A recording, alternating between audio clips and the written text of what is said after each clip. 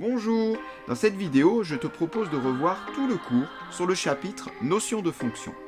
Alors ceci ne suffira pas bien évidemment pour préparer un contrôle ou même un examen, mais l'objet de cette séquence est de te rappeler et de t'expliquer les éléments les plus importants de ce chapitre.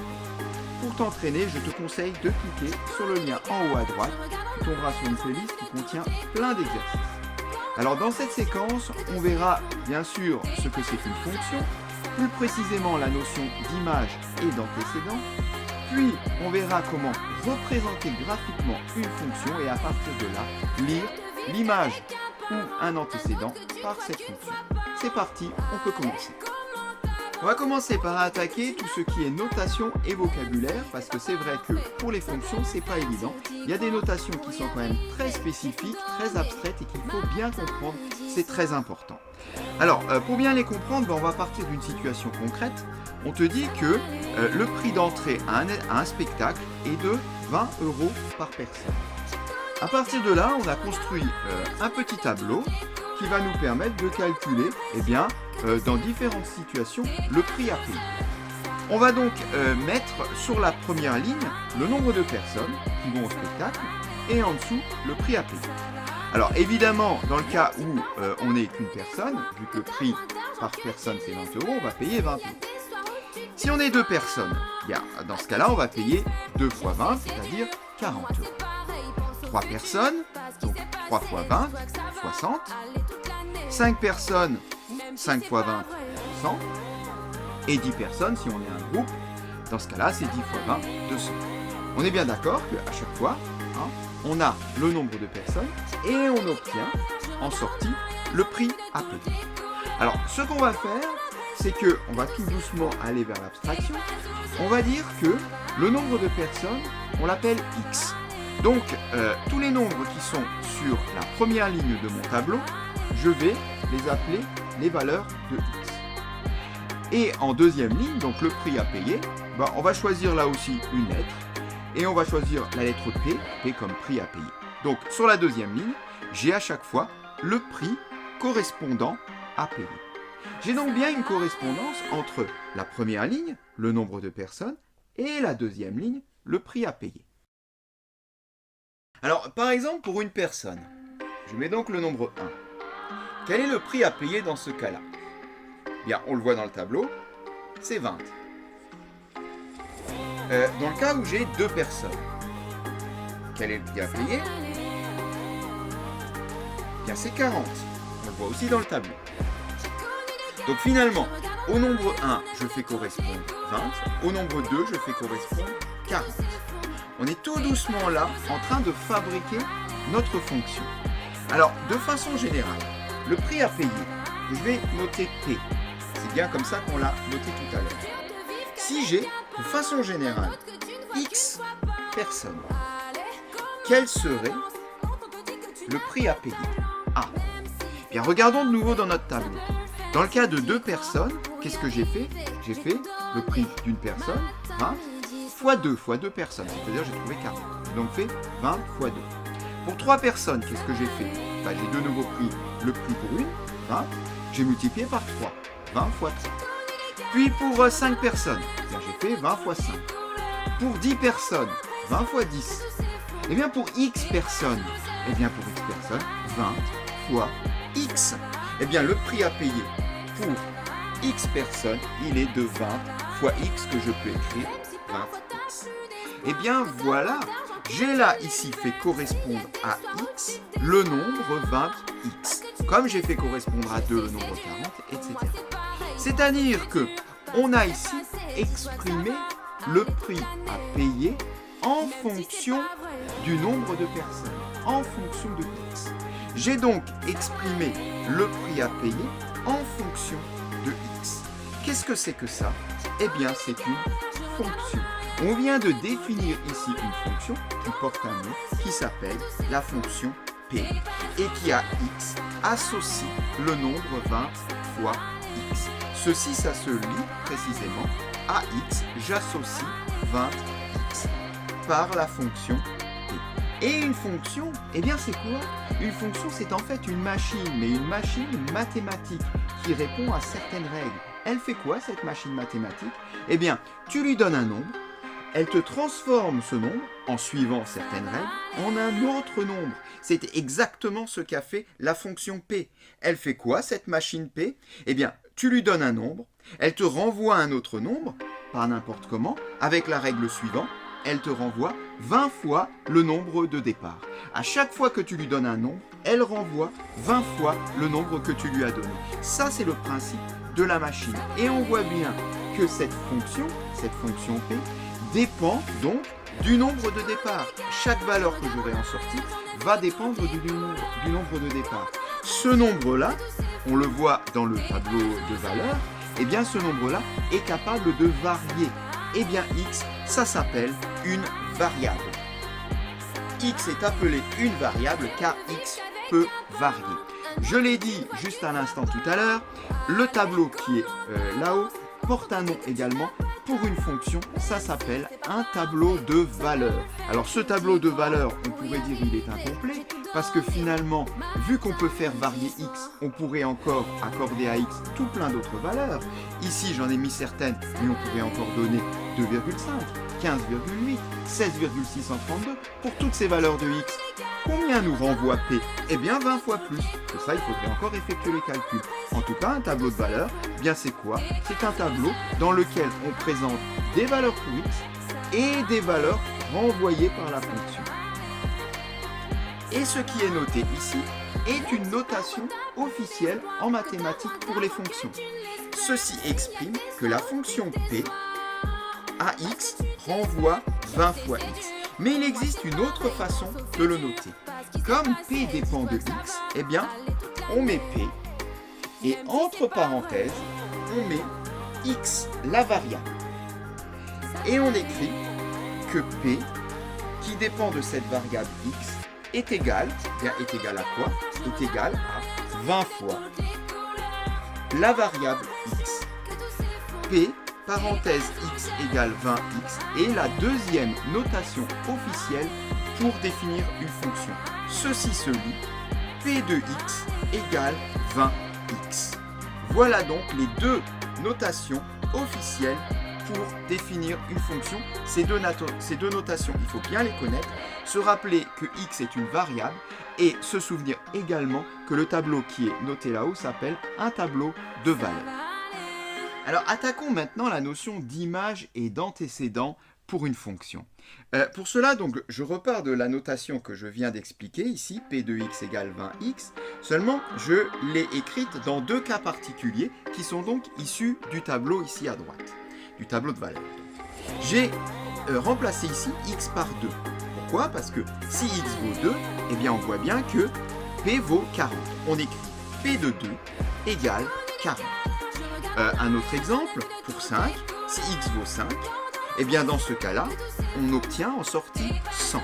P de 5 égale à 100. Eh bien dans ces deux cas, on peut parler d'image et d'antécédent. Je vais prendre le premier cas. P de 2 égale 40. 2 nous renvoie 40. L'image de 2, c'est 40. Eh bien, tout est dit. L'image de 2, c'est 40. 2 a pour image 40. Eh bien, voilà un premier terme mathématique. L'image de ce nombre-là, c'est ce qui est renvoyé par la fonction. C'est ce qui se trouve donc sur la deuxième ligne du tableau. L'image de 2 est 40, on peut le dire. Mais alors, si l'image de 2 est 40, on aimerait pouvoir lire cette phrase dans l'autre sens et dire que, bien, quel est le machin chose de 40? Eh bien, quel est le machin chose de 40? Ça pourrait être justement 2. C'est-à-dire, quel est le machin chose que j'avais avant 40? Eh bien, pour cela, il y a un mot qui s'appelle antécédent. On peut dire que 40 a pour antécédent 2. Alors, ce mot n'est pas facile à se rappeler, mais il y a juste un petit truc. C'est le préfixe anté. Anté qui signifie avant, justement. Quel était le nombre que j'avais avant? La machine P, elle m'a renvoyé 40. Mais au départ, je lui ai mis quoi dans cette machine? Et au départ, je lui ai mis 2. C'est-à-dire qu'avant, je lui ai mis 2. Qu'est-ce que j'avais avant? Antécédent. Eh bien, un antécédent de 40, c'est 2. On peut le noter. Voilà donc les deux mots qui sont présentés ici. D'autres exemples, pour être sûr que tu as bien compris. Si je demande quelle est l'image de 3, c'est 60. Dans l'autre sens, si je demande quel est un antécédent de 100, c'est 5. Quel est un antécédent de 200, c'est 10. Quelle est l'image de 1, c'est 20, etc. Donc voilà comment lire image et antécédent dans le tableau de valeurs à partir de l'expression de la fonction. On peut également le comprendre à partir de la première notation qu'on a vue. 2 associe 40. Eh bien, on retrouve ici un antécédent de 40, c'est 2. Et de l'autre côté, on retrouve l'image de 2 qui est 40. Mais je ne sais pas si tu as remarqué, j'ai dit ici l'image, et là j'ai dit un antécédent. Et oui, car un nombre ne peut avoir qu'une seule image. Autrement dit, si je donne un nombre à ma machine, elle transforme, elle me renvoie une image, pas deux. Si je lui donne 5, elle me renvoie un nombre unique, terminé. Elle ne me renvoie pas deux nombres, ça c'est pas possible. Par contre, dans l'autre sens, est-ce que un nombre peut avoir plusieurs antécédents? Eh bien la réponse est oui. C'est pour cela que je dis ici un antécédent de 40 et 2. Car il se peut que 40 ait plusieurs antécédents. Autrement dit, je me retrouve en bas, j'ai un nombre en résultat. Je voudrais savoir quel est le nombre de départ qui m'a donné ce résultat. Mais il peut y en avoir plusieurs des nombres. Il pourrait très bien y avoir, si j'ai le nombre 32,6 à la fin, quel est le nombre qui m'a donné 32,6? Ça pourrait être 7,4, mais ça pourrait être aussi 8,9. Pour bien comprendre, un exemple. Alors on considère maintenant une nouvelle fonction. Habituellement, une fonction, on la note f. F comme fonction naturellement. Et quand on a besoin de deux fonctions dans un exercice, la suivante, on la note habituellement g. Mais bon, c'est des choix qui sont arbitraires. On peut très bien la noter p comme tout à l'heure. Alors cette fonction, c'est la fonction carré en fait. F de x égale x au carré. C'est-à-dire que à chaque fois que je lui donne un nombre, elle va me renvoyer le nombre, le même nombre, mais au carré. C'est-à-dire multiplié par lui. On va compléter ce tableau de valeurs pour bien comprendre. Je vais commencer par la dernière colonne, c'est la plus facile. Donc au départ, j'ai le nombre 2. J'ai le nombre 2 et je voudrais obtenir donc la valeur en sortie. C'est-à-dire, on a dit x au carré. Autrement dit, 2 au carré. 2 au carré, c'est 2 fois 2, ça me donne 4. 4. Qu'arrive-t-il à 0? Bien, si je calcule ici f de 0, donc ça va me donner 0 au carré. 0 au carré, c'est 0 fois 0, ça donne 0. Et enfin, pour moins 2, je donne à ma machine moins 2. Qu'est-ce qu'elle me donne en sortie? Bien, elle me donne moins 2 au carré. Mais attention, moins 2 au carré, c'est-à-dire moins 2 fois moins 2. Moins 2 fois moins 2, ça me donne moins par moins, plus 4, c'est-à-dire 4. Donc, moins 2 au carré est égal à 4. Si je lui donne moins 2, elle me donne 4. À partir de là, bien, on pourrait noter sous cette forme certains résultats du tableau. Enfin, je vais en noter deux, celui de la première et de la dernière colonne. F de moins 2 est égal à 4. F de 2 est égal à 4. Alors, revenons à notre notion d'image et d'antécédent. Ceci, ça veut dire quoi? Bien, ça veut dire que l'image de moins 2, c'est 4. On peut l'écrire à côté. Et ceci, ça veut dire quoi? Ben, ça veut dire que l'image de 2 est 4. J'aurais pu également écrire que l'image de 0 est 0. On s'arrête. Dans l'autre sens, j'aimerais savoir quel est un antécédent de 4. Alors, un antécédent de 4, ben, je vais chercher dans le tableau 4, ou ici. Et je vois que j'ai deux possibilités. Finalement, je pourrais dire qu'un antécédent de 4, c'est 2. Mais je pourrais également dire qu'un antécédent de 4, c'est moins 2. On le voit également ici. Un antécédent de 4, c'est 2 ou moins 2. Et bien voilà, on se retrouve là dans une situation où on a deux antécédents pour un même nombre.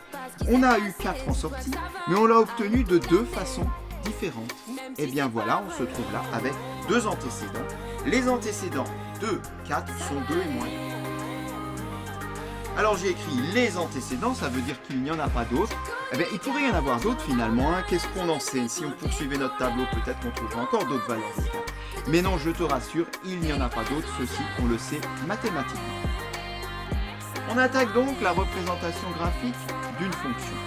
Alors oui, une fonction peut se représenter graphiquement, on va le voir, par des courbes, même des droites. Alors le cas des droites fait partie des fonctions affines et des fonctions linéaires, et ceci sera traité dans un autre cours, je le dis en introduction.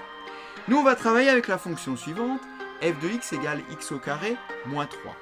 C'est une machine f, donc je lui donne un nombre, elle modifie ce nombre, en faisant quoi? Elle le met au carré, et elle enlève 3, et elle me renvoie un nombre en sortie.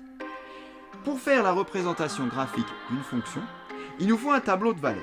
Le tableau de valeurs est prêt, il faut juste le compléter. Alors celui-ci, il n'y a pas beaucoup de valeurs. En général, dans les exercices, il en faut un peu plus. Mais là, pour que la vidéo soit pas trop longue, j'ai essayé de limiter les calculs. Donc, on va compléter ici ce tableau de valeurs. Je vais détailler les calculs pour que tu les comprennes. Premier cas, x vaut moins 2. X vaut moins 2, c'est-à-dire je calcule f de moins 2. Ce qui me donne quoi? Bien, je remplace donc x par moins 2 dans l'expression.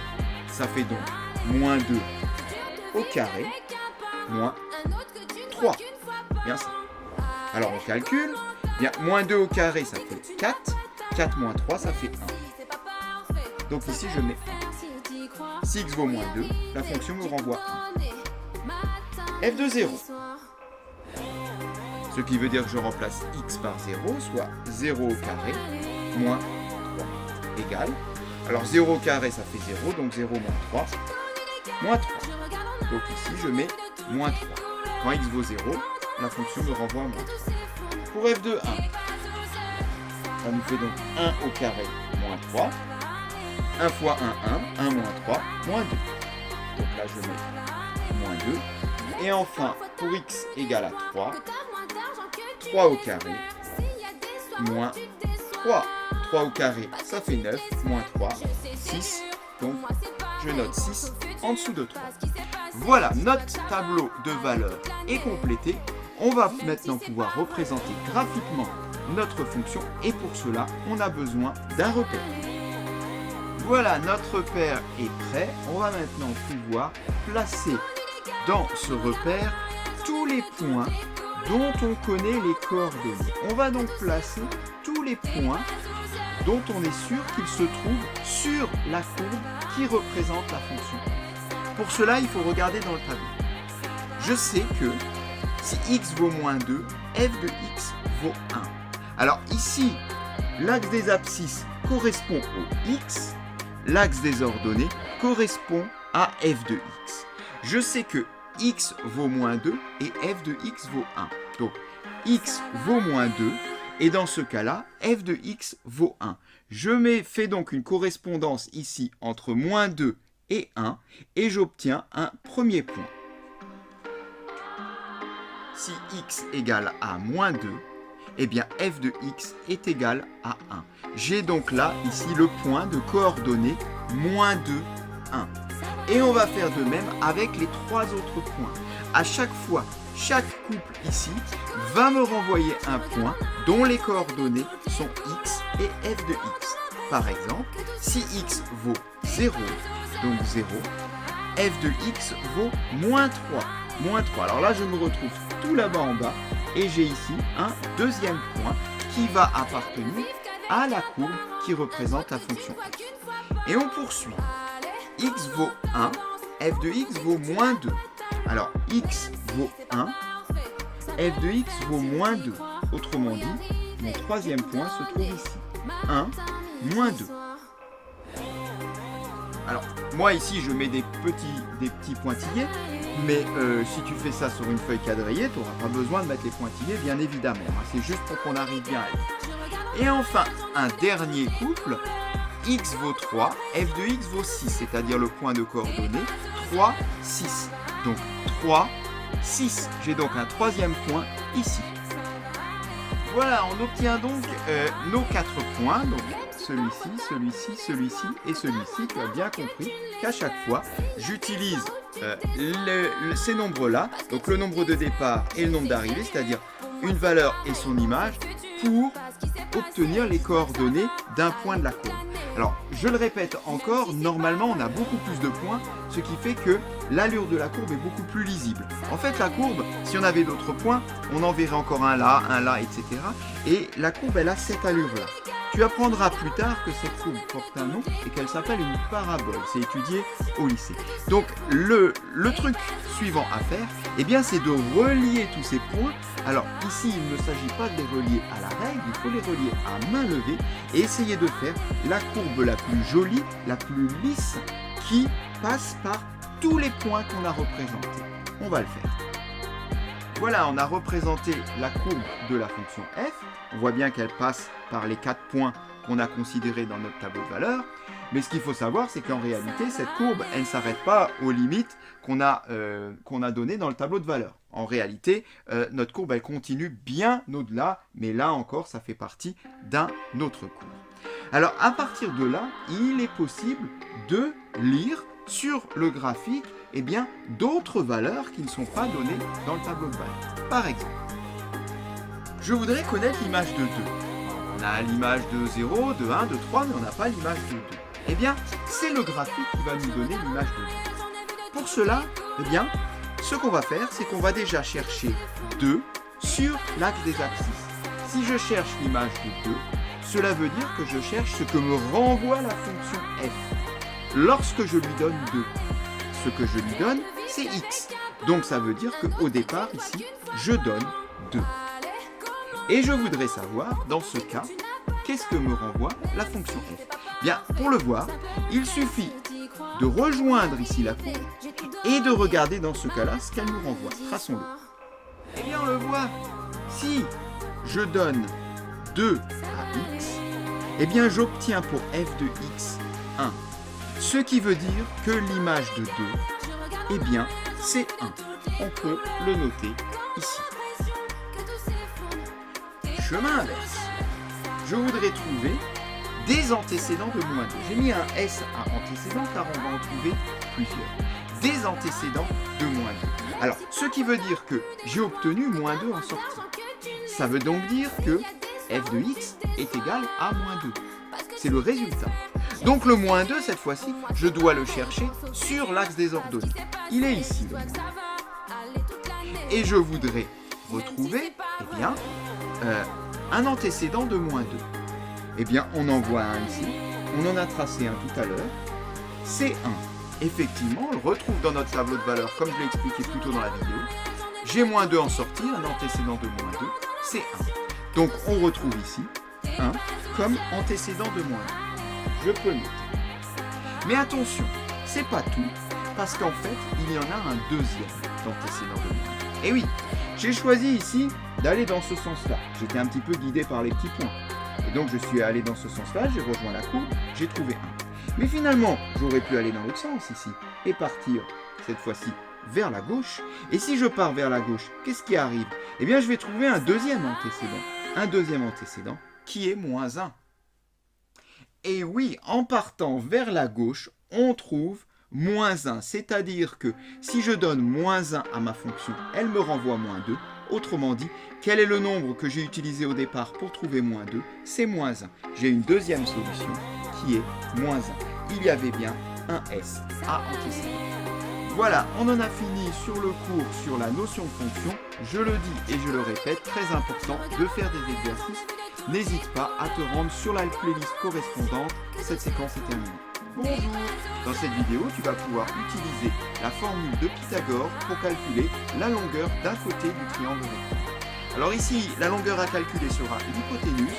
Tu trouveras une autre vidéo où tu pourras calculer la longueur d'un autre côté. La méthode est un tout petit peu différente. Donc, on a ici un triangle rectangle, ABC, qui est donc rectangle en A. On connaît deux longueurs et on voudrait calculer la troisième. Alors, c'est toujours le principe, quand tu as utilisé Pythagore pour calculer une longueur, il faut au moins en connaître deux. Ici, donc, ça va marcher. On cherche à calculer la longueur BC, donc la longueur de l'hypoténuse. On peut rappeler ce très fameux théorème de Pythagore. Qui te dit quoi? Alors je vais le rappeler d'abord sur un exemple pour bien comprendre le sens de ce théorème. qui te dit, eh bien, là on a l'exemple vraiment le plus classique, le triangle de côté 3, 4, 5, donc rectangle en A également. Eh bien, si tu prends le carré de l'hypoténuse, donc 5 au carré, c'est-à-dire 5 fois 5, qui donne 25, eh bien, ce carré de l'hypoténuse est égal à la somme des carrés des deux autres côtés. C'est-à-dire, je vais faire ici 3 au carré, 9. Je vais faire ici, eh bien, 4 au carré, qui me donne 16. Et en faisant 9 plus 16, je retrouve bien 25, le carré d'hypoténuse. Et ceci est vrai pour n'importe quel triangle rectangle selon la formule de Pythagore. On peut la rappeler dans le cas général, et c'est là-dessus qu'on va s'appuyer. Eh bien, si tes côtés ont pour longueur A, B et C, A au carré, le carré donc de l'hypoténuse, est égal à B au carré plus C au carré, la somme des carrés des deux autres côtés. Appliquons cette règle pour calculer la longueur BC. Avant ça, donc un tout petit peu de rédaction, on ne demande pas grand-chose, mais la condition essentielle pour mettre en œuvre Pythagore, et celle-ci, il t'est quand même demandé de la rappeler, c'est de dire au moins que le triangle est rectangle et dire où il est rectangle. On peut l'écrire. Le triangle ABC est rectangle en A. On peut donc appliquer le théorème de Pythagore ou la formule de Pythagore ou l'égalité de Pythagore. Tout ça, ça va dépendre un peu comment tu l'as travaillé en classe. Je vais utiliser de façon assez classique l'expression le théorème de Pythagore. Alors, le théorème de Pythagore qui nous dit que le carré de l'hypoténuse. Maintenant, il va falloir écrire ça dans le contexte de notre exercice. Ici, l'hypoténuse, c'est BC. Le carré de BC. J'écris BC au carré. Le carré de l'hypoténuse est égal à la somme plus des carrés des deux autres côtés. Donc, le premier côté, on va choisir AB, donc AB au carré. Et l'autre, ça va être AC, donc plus AC au carré. Le carré de l'hypoténuse est égal à la somme des carrés des deux autres côtés. Donc en gros, tu prends les carrés des deux autres côtés et ceci c'est égal au carré du côté. Étape suivante, on va maintenant remplacer. Alors, remplaçons BC au carré. Bien sûr, je le recopie puisque c'est bien le côté que je cherche. AB au carré. Bien, AB fait 15, donc 15 au carré. Plus AC au carré. AC fait 8, donc 8 au carré. Continuons. BC au carré est donc égal à... Alors 15 au carré, voilà, à ta calculatrice, à moins que tu connaisses cette valeur par cœur, elle est quand même assez classique. 15 au carré, attention, ce n'est pas 15 fois 2, mais 15 fois 15. Donc 15 fois 15 donne 225. Plus 6 au carré, 8 fois 8, soit 64. Ok. Maintenant, on va faire la somme de ces deux nombres, 225 et 64. Donc BC au carré est égal à 289. On y est presque. On a trouvé BC au carré, 289. Mais attention, on a trouvé donc cette longueur au carré. Moi, je voudrais savoir, et quelle est cette longueur? C'est-à-dire, quel est le nombre qui, multiplié par lui-même, me renvoie 289? Un peu comme tout à l'heure, quand on avait 5 au carré qui donnait 25. Là, il faut faire le chemin inverse. Eh bien, admettons, voilà, j'obtiens 25. Quel est le nombre qui me renvoie 25? On le sait, on l'a vu, c'est 5. Ici, quel est le nombre qui me renvoie 280? Eh bien, pour cela, on utilise la calculatrice qui va permettre très facilement de trouver la solution grâce à la touche racine carrée, qui est la touche inverse de la touche carrée sur la calculatrice. Eh bien, allons-y. 289, je demande donc la racine carrée de 289, je vais l'écrire. Racine carrée de 289. Et là, j'obtiendrai mon BC. Racine carrée de 289, eh bien la calculatrice me renvoie 17. En effet, on va le vérifier sur la calculatrice, bon, évidemment c'est juste, on va le vérifier quand même pour bien que tu le comprennes. Si je le refais dans l'autre sens, 17 au carré Eh bien, effectivement, ça me renvoie bien 289. Donc, le nombre qui multiplié par lui-même est égal à 289, c'est 17. On en a fini et on peut conclure BC égale 17. Voilà pour la longueur BC et cette séquence est terminée.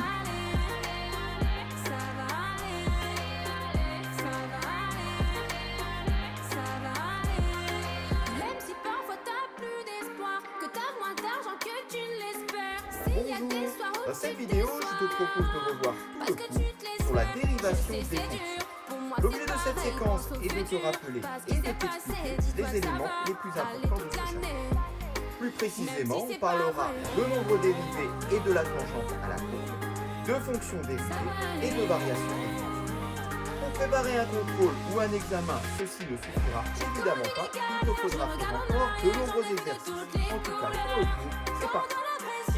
Alors, l'idée de ce chapitre, l'idée de la dérivation, c'est au départ de mettre en place un outil nouveau qui va nous permettre d'établir assez facilement, assez rapidement, on le verra, les variations d'une fonction. Et cet outil porte un nom qui s'appelle, au départ, le nombre dérivé. Alors, c'est une notion qu'on va introduire ici, qui n'est pas facile à introduire. Il va falloir t'accrocher au début de la vidéo. Tu verras, c'est pas hyper compliqué, mais quand même, il faudra être bien concentré. Pour comprendre, voici une courbe. Une courbe, donc, qui est représentée en bleu dans un repère. Je n'ai pas mis ici de graduation, simplement pour alléger et ne voir que l'essentiel. On va placer un point sur cette courbe, par exemple ici, et on va construire la tangente à la courbe passant par ce point. L'idée directrice de tout ce chapitre, c'est d'établir une relation entre la pente de la tangente et les variations de la fonction. Alors, à ce niveau-là, qu'est-ce qu'on constate? On constate que notre tangente, elle a une pente négative, le coefficient directeur, il est négatif, puisque ça descend, et la fonction, elle est décroissante. Est-ce qu'on pourrait constater la même chose en un autre point de notre courbe? Je place donc un autre point là où notre fonction est toujours décroissante. Même constat, la tangente ici a toujours une pente négative et on se trouve toujours à un endroit de la courbe où la fonction est décroissante. Que se passe-t-il là où la fonction est croissante? Je place donc un troisième point, cette fois-ci à un endroit de la courbe où la fonction est croissante. Et là, qu'est-ce qu'on observe? On observe une tangente dont la pente est maintenant positive, alors qu'on se trouve à un endroit où la fonction est croissante. On peut généraliser ça avec le logiciel et maintenant établir une relation entre pente de la tangente et variation de la fonction. Quand on se trouve du côté où la fonction est décroissante, eh bien on observe des tangentes correspondantes dont la pente est négative. Alors que lorsqu'on se trouve du côté où la fonction est croissante, eh bien on observe des tangentes dont la pente est positive.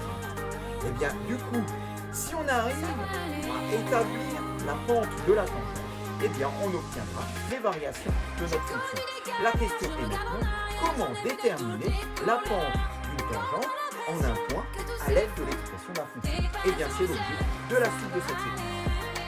Et pour cela, eh bien, on va définir un outil qui s'appelle le nombre dérivé. C'est ça l'outil dont on va avoir besoin et qui va nous permettre de générer ensuite ce qui s'appelle la fonction dérivée qui nous permettra d'établir les variations de fonction. Alors avant ça, on va avoir besoin de faire un petit rappel et de rappeler comment on établit à l'aide d'une formule la pente d'une droite sécante. Alors pas encore une tangente, mais une sécante. J'ai représenté ici une fonction en bleu, par sa courbe, donc en bleu, et donc une droite qui est sécante en deux points A et B à ma courbe bleue. Elle est sécante au point A d'abscisse A et au point B d'abscisse B. Du coup, on peut représenter l'image de petit a par la fonction, pour la courbe en bleu, f de A, et l'image de petit b par cette même fonction, f de B. Eh bien, la pente, elle est égale à la différence sur les ordonnées des points A et B, c'est-à-dire f de B moins f de A, on retrouve cette différence ici, sur la différence entre les abscisses de A et B, c'est-à-dire B moins A, qu'on retrouve ici. Eh bien, en effectuant la différence f de B moins f de A sur B moins A, on obtient la pente de la droite AB. Et ceci, on va en avoir besoin pour la suite, on le garde bien en tête. Alors, j'ai représenté donc ici la courbe d'une fonction, f on va dire, en bleu. J'ai placé un point A sur la courbe. Et j'ai tracé en rouge ici la tangente à la courbe au point A. Au point A dont l'abscisse est petit a. Alors, on le rappelle, l'idée est d'établir la pente de cette tangente. Et pour cela, ça peut paraître étrange, on va comprendre ensuite pourquoi, on va construire en plus une séquence à la courbe passant par A. Donc, si elle est séquente à la courbe, elle va être séquente en un deuxième point, pas trop éloigné de A. On va placer un point M ici, et on va tracer donc la séquente à la courbe en A et en M. Voilà, j'ai donc placé un point M sur la courbe, et j'ai représenté ma séquence AM en vert. Alors, ce point M, il est éloigné du point A, pas trop quand même. On va dire qu'il est éloigné d'une longueur H. Ce qui veut dire que si ici je suis en A, du coup là je suis en A plus H. On va maintenant établir, et ça on sait faire puisqu'on vient de voir, la pente de la séquente AM. On a vu tout à l'heure comment faire. Il suffisait de faire la différence sur les ordonnées, divisée, enfin en quotient, de la différence sur les abscisses. Alors pour cela, eh bien, il faudrait déjà avoir ordonnée et abscisse. Alors abscisse on a, c'est A et A plus H. Ordonnée, bien ça sera F de A, puisqu'on est sur la courbe, et F de A plus H pour le point M. Voilà, donc l'image de A, c'est F de A, et l'image de A plus H, c'est F de A plus H. Du coup, en effectuant la différence sur les ordonnées avec la différence sur les abscisses, on va pouvoir établir la pente de la droite AM.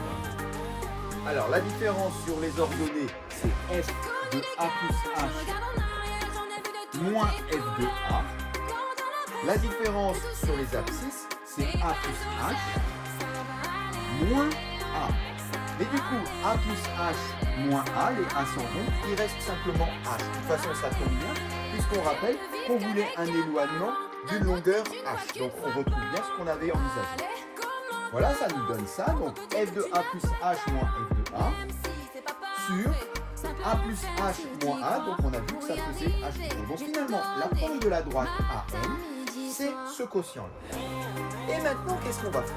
Eh bien, maintenant, on va faire diminuer H. On imagine que H devient de plus en plus petit, pour se rapprocher de plus en plus de 0. Que va-t-il arriver à M? Si je rends H de plus en plus petit, M va suivre et donc va se rapprocher de plus en plus de A. On imagine ce qui se passe, et là on le voit avec l'animation, eh bien la séquence se rapproche de plus en plus de la tangente. Et ça c'est terriblement important, il faut bien comprendre, je le répète, la séquence se rapproche de plus en plus de la tangente. Quand je fais tendre H vers 0, du coup, quand je fais tendre H vers 0, la pente de la séquence se rapproche de plus en plus de la pente de la tangente. Là aussi, je le répète, la pente de la séquence se rapproche de plus en plus de la pente de la tangente, forcément, puisque la séquence se rapproche de la tangente, donc sa pente se rapproche également de la tangente. Et si on a compris ça, on a compris que la pente de la tangente, eh bien c'est quoi? C'est ce nombre-là lorsque H se rapproche de 0. Et on sait le noter. Cela se note de la façon suivante. C'est la limite, on appelle ça limite, quand H tend vers 0, de F de A plus H moins F de A sur H. C'est ça la pente de la tangente. C'est le cas limite. On imagine qu'on rend H de plus en plus petit, la séquente devient tangente.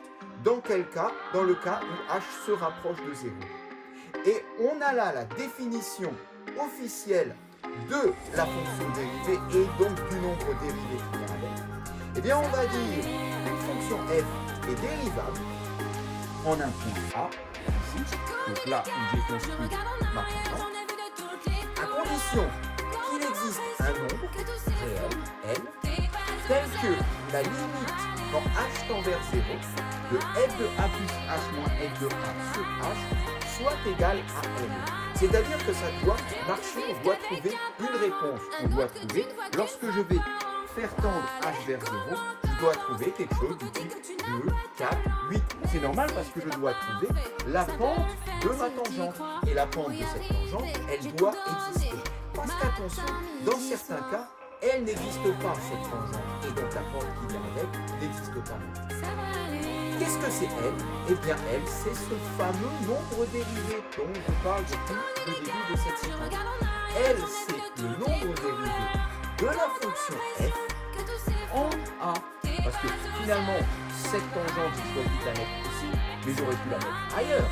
J'ai choisi de la mettre ici, donc ça veut dire que je l'ai placée en a. Donc on dit que la limite de ce machin-là, quand h se rapproche de 0, eh bien, c'est le nombre dérivé de la fonction en a. Et du coup, on peut le nommer, on peut le noter, pardon, on va le noter f'. Donc f, avec une petite apostrophe, de a derrière, puisqu'il dépend de a. C'est-à-dire qu'en fonction de là où je vais placer le point A, j'aurai ici une abscisse qui ne sera pas au même endroit, donc j'aurai forcément une pente différente. On a vu tout à l'heure, en particulier avec l'animation, lorsqu'on déplaçait un point sur la carte. Et bien maintenant, on peut donner une définition pour notre tangente, et en particulier pour la pente de notre tangente. On l'a établi cette pente. Alors, ça peut paraître un peu compliqué, parce que quand on voit la formule avec limite, quand h tend vers 0, etc., c'est assez lourd. Mais c'est comme ça, c'est la définition au départ. On verra que tout ça va évoluer, déjà dans cette séquence, hein, et qu'on va arriver avec des choses qui sont beaucoup plus calculatoires et beaucoup plus formelles, je te rassure. En tout cas, on peut dire que la tangente à la courbe C de f, donc la tangente à la courbe de notre fonction f, au point A, d'abscisse petit a, et la droite passant par A, forcément, hein, c'est la droite passant par A, de pente le nombre dérivé noté f' de A. Et cerise sur le gâteau, on a même une équation complète de notre tangente, qui est toujours en A, au point A d'abscisse petit a, qui y égale f' de A, facteur de x moins A, plus f de A. Alors je ne vais pas démontrer ici d'où vient cette équation, parce que ça fait l'objet d'une autre vidéo où je démontre en détail cette équation. Je t'invite à la regarder, alors peut-être pas tout de suite ici, si tu es encore au niveau apprentissage, au niveau des dérivés, on va y aller doucement, tu regarderas ça un peu plus tard. En tout cas, voilà, là on a maintenant déjà établi un outil qui est le nombre dérivé, et on a dit tout à l'heure que si on a le nombre dérivé, eh bien on va pouvoir établir les variations de notre fonction qui viennent derrière. Alors regardons comment maintenant on va construire cette relation entre nombre dérivé et variation de la fonction. Alors pour bien comprendre le principe et la relation qu'il va y avoir entre nombre dérivé et variation de la fonction, il faut traiter un exemple. Alors on va partir d'un exemple très connu, c'est la fonction carré. Elle est représentée ici, de toute façon je pense qu'on s'est dans la tête. Les variations de la fonction carré, on les connaît bien. Elle est croissante pour tous les nombres positifs et décroissante pour tous les nombres négatifs. Eh bien, on va le démontrer. Ceci, on va le démontrer grâce à notre nombre dérivé et donc grâce à la pente de la tangente qui est cachée derrière. On va donc commencer par calculer cette pente donc pour une séquence donnée. Donc on va commencer par calculer le quotient f de a plus h moins f de a sur h. Et quand on l'aura bien réduit, bien simplifié, on verra ce qui se passe lorsque h tend vers 0, lorsque h se rapproche de 0. Puisque lorsque h se rapproche de 0, on aura cette fois-ci la pente de la tangente. Alors calculons déjà f de a plus h moins f de a sur h. Alors on rappelle que f de x est égal à x au carré.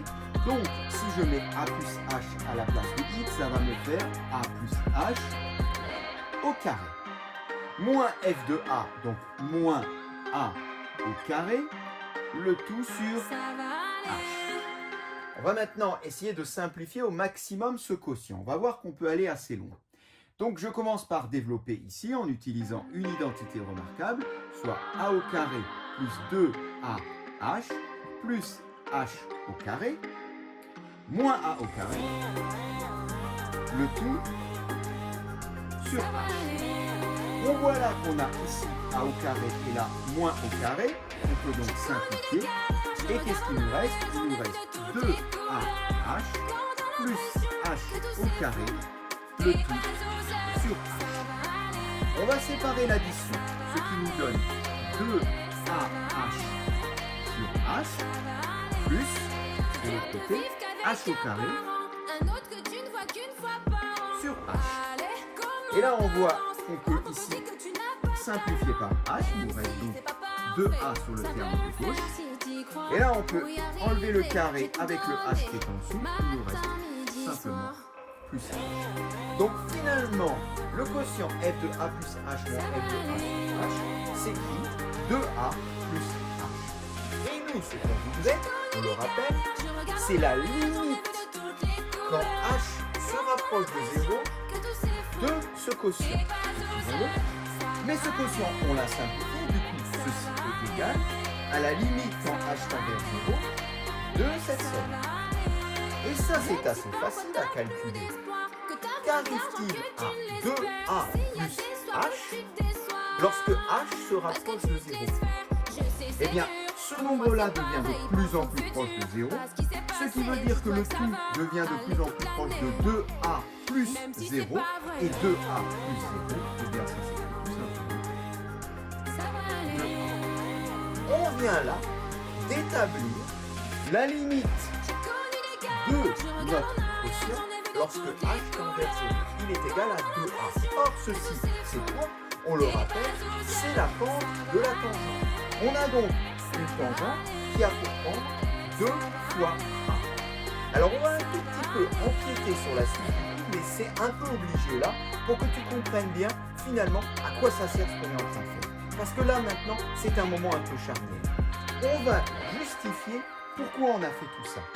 Eh bien tout simplement parce que grâce à ce petit 2a, je peux conclure sur les variations de ma fonction carrée. Quel est le signe de 2a? On rappelle qu'on voudrait, c'est l'objectif au départ de cette séquence, c'est d'établir le signe de la pente. Parce que si la pente est positive, on a dit qu'on a une fonction croissante, et si la pente est négative, on a une fonction décroissante.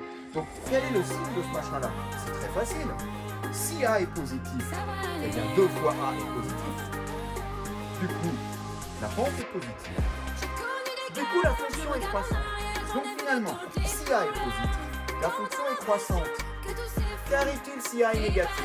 Eh bien, si a est négatif, 2 fois a est négatif, la pente est négative, la fonction est décroissante. Eh bien, on retrouve bien la cible représentée sur la courbe. On a dit que la fonction carrée est décroissante pour les négatifs, et la fonction carrée est croissante pour les positifs. Alors ici, c'est très facile, évidemment. C'est volontairement que j'ai choisi un exemple facile. Mais on voit là maintenant tout l'intérêt, car on peut enfin démontrer que notre fonction carrée est d'abord décroissante sur les négatifs, ensuite croissante sur les positifs. Mais en fait, on va voir qu'on n'est pas obligé de faire systématiquement tout ce calcul. Parce qu'on vient de prouver que quel que soit A, eh bien, la pente, c'est-à-dire le nombre dérivé, est égal à 2a. On rappelle que le nombre dérivé, ça se note f' de a. Et je viens de prouver que pour la fonction f de x égale à x au carré, eh bien f' de a est toujours égal à 2 fois a. Du coup, quelque part, on pourrait s'en souvenir ça et se le noter quelque part. C'est ce qu'on va faire. Car en réalité, vu que c'est vrai pour tout a, eh bien, on pourrait définir une fonction. Une fonction qui va s'appeler la fonction dérivée. Et une fonction, habituellement, la variable, on la note pas a, mais on la note x. Ce qui fait qu'au lieu d'écrire, vu que c'est vrai pour tout a, au lieu d'écrire ici a, eh bien, on va mettre x. Et on se souviendra maintenant, eh bien, que lorsqu'on rencontre la fonction carré, f de x égale x au carré, eh bien, sa dérivée, ceci ça s'appelle la fonction dérivée, et f' de x égale à 2x. Et ça va rentrer dans un formulaire, ceci. Parce que comme je l'ai dit avant, on ne va pas s'amuser à chaque fois à redémontrer ce qu'on a déjà démontré. Alors ça, on l'a démontré pour la fonction carré, mais en réalité, on peut le démontrer pour d'autres fonctions. Les fonctions affines, la fonction cube, etc.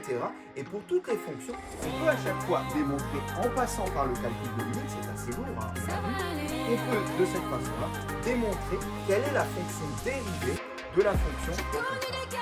Eh bien, toutes ces fonctions, elles vont être livrées, on ne va pas toutes les démontrer, dans un formulaire. Et on va donc avoir un premier formulaire ici, avec les fonctions et les fonctions dérivées qui leur correspondent.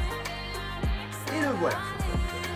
J'essaie de mettre bien à gauche de l'écran pour qu'il y ait suffisamment de place pour mon tableau. Eh bien, toutes ces formules, elles sont livrées, comme je l'ai dit, mais il va falloir les apprendre, il va falloir les connaître, tout simplement parce que, on n'a pas le temps de les redémontrer. Et surtout, l'avantage d'avoir les fonctions dérivées, c'est de pouvoir étudier le plus rapidement possible les variations d'une fonction, surtout lorsque l'expression d'une fonction est complexe. C'est-à-dire que le travail va plutôt consister à arriver à déterminer une fonction dérivée d'une fonction qui n'est pas forcément dans ce tableau-là, mais qui est la composée, la somme, la différence, le quotient de ces fonctions. Alors, on ne va pas les regarder tout en détail, mais on peut s'arrêter quand même sur quelques-unes. Déjà, on retrouve la dérivée de notre fonction carré. F de x égale x au carré a pour dérivée f' de x égale 2x. On a la dérivée de la fonction ax, qui est a tout court. On a la dérivée de a, qui est 0. Mais de façon générale, on a une dérivée qui est assez intéressante et qui résume toutes les deux. C'est la dérivée de la fonction puissance, x puissance n. Parce que là, du coup, en fonction de n, j'ai toutes celles qui sont au-dessus. J'ai x au carré avec n égale à 2, j'ai x tout court avec n égale à 1, et j'ai même le a, un nombre, avec ici n égale à 0. Alors on va voir juste cette histoire de a, comment on le gère. En tout cas, la dérivée de x puissance n, il y a un petit truc pour s'en rappeler. Je prends l'exposant, le n qui est devant, je le balance devant, je le mets devant. Et du coup, je perds 1 degré à l'exposant et je passe à n-1. Donc quand j'étais à n, je passe à n-1. Donc si par exemple, je veux la dérivée de la fonction g de x égale à x puissance 5, eh bien ça sera g' de x égale à, je balance l'exposant devant 5, x puissance, je perds 1 degré, 4. Du coup, on retrouve notre histoire de carré. Si j'applique cette règle-là, je balance le 2 qui est devant, on le retrouve devant le 2x, et je perds 1 degré, en étant à puissance 2, je passe à puissance 1, c'est-à-dire que je l'écris pas. C'est pour ça, ça nous donne du 2 fois x puissance 1, ou 2x. Alors, j'avais dit que je parlais de cette histoire de a, ce a qui est en facteur, qu'est-ce qu'on en fait? Alors, je vais en mettre un a ici, donc je vais choisir par exemple 6.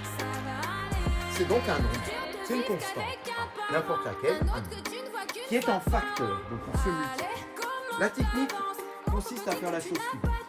La dérivée de f est égale à, eh bien sans réfléchir, je prends le 6 ici, et je le reporte, et je le laisse en facteur, donc je laisse un symbole de multiplication. Et qu'est-ce que je fais pour le reste? Bien pour le reste, je vais tout simplement appliquer mes formules de dérivation. Ce qui va me donner, donc je balance le 3 devant, 3, multiplié par x puissance, je perds 1 degré, je passe 3, j'arrive à 5. Eh bien la dérivée de 6x au cube, c'est 6 fois 3 x au carré. Alors bien sûr, on ne va pas le laisser comme ça. On va simplifier 6 fois 3, 18. X au carré. Mais dès qu'on a un nombre, attention, il ne faut pas qu'il y ait du x, hein, juste un vrai nombre qui est en facteur, je le prends, je le recopie, et pour le reste, j'applique mes formules. Ok? Alors, les trois suivantes, je vais aller un peu plus vite tout simplement parce que là on arrive à un moment où il va falloir faire des exercices et s'entraîner. Je pense que tu as tout doucement compris le principe. Donc, si je prends par exemple la toute dernière, la dérivée de racine de x, c'est 1 sur 2 racines de x. Donc bon voilà, il faut la prendre. Si j'avais un petit 3 en facteur, tu l'as compris, eh bien je descendrai mon 3 qui viendrait 1. Passons maintenant aux opérations sur les fonctions dérivées. La question est comment dériver cette fonction. qui est fabriqué finalement par une somme de deux fonctions. C'est une fonction du second degré. Ça, je ne l'ai pas dans mon tableau.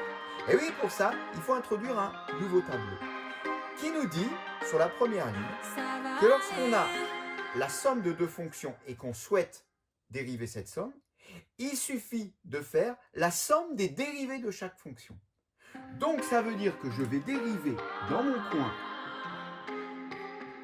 x au carré, dans mon coin 3x, et je ferai la somme des deux, et j'aurai la fonction dérivée.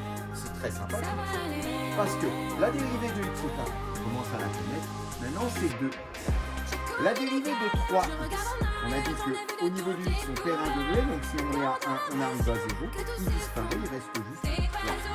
On a d'ailleurs la dérivée de x qui donne 1. Et bien voilà, là j'ai appliqué une première formule sur les opérations de fonction dérivée. La dérivée de x au carré plus 3x, c'est 2x. Alors celle-ci, elle est facile. Par contre, les trois suivantes sont un petit peu moins sympas. On nous dit que lorsqu'on a un produit, eh bien c'est pas le produit des dérivés. On aurait envie de faire la dérivée de l'une, la dérivée de l'autre et puis rajouter fois. Eh bien non, c'est pas ça. Si je veux faire la dérivée de u fois v, ça me donne u plus v. Alors, je vais la traiter assez rapidement quand même sur un exemple, mais je t'invite à rejoindre la playlist où tu trouveras plein d'autres exemples à traiter.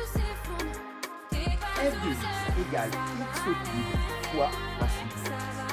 On voit donc là, on a bien un produit de deux fonctions. Et moi, je voudrais la dérivée de ce produit. On remarque que dans la formule, on aura à utiliser u'v plus uv'. Déjà, il faut repérer qu'est-ce que c'est u, qu'est-ce que c'est v. Alors, on va dire que u, c'est celle de gauche, évidemment, et que v, c'est celle de droite. Un peu comme dans la formule. Et on va écrire après u et v, ainsi que u' et v'. Alors, u, c'est x au cube, c'est noté ici. V de x, c'est racine de x. On nous demande u', c'est-à-dire on nous demande la dérivée de x au cube. Alors ça, on sait faire maintenant. Je balance le 3 devant. X puissance 2, j'ai perdu 1 degré. Et on nous demande la dérivée de v, c'est-à-dire v'. Ben, ça, c'est directement la formule. La dérivée de racine de x, c'est 1 sur 2 racines de x. Et bien ensuite, on applique la formule pour f' de x est égal à, je prends ma formule, u' v plus u v'. U' est ici, c'est-à-dire 3x au carré, fois v est ici, fois racine de x, plus u, x au cube, fois v', 1 sur 2 racine de x. Je précise en dessous chaque facteur, on a bien u' v plus u v'. Et bien voilà la fonction dérivée de la fonction. Alors je vais m'arrêter là, on pourrait un tout petit peu la simplifier, éventuellement mettre ça au même dénominateur, mais bon, c'est pas l'objet ici. De temps en temps, les fonctions dérivées ne sont pas forcément sympathiques. D'autant qu'on se souvient à quoi elles servent. Elles servent à établir les variations de la fonction, et pour cela, il faudra connaître leur signe. C'est tout de suite ce qu'on va voir dans la suite de ce. Voilà, je ne vais pas lire en détail la suite, je te laisse regarder et surtout le travailler avec, entre autres, la très fameuse formule du quotient, u sur v', qui est égal à u'v moins uv', le tout sur v carré. Alors ça donne souvent des calculs assez complexes et assez lourds, mais bon, c'est comme ça, c'est le passage obligé.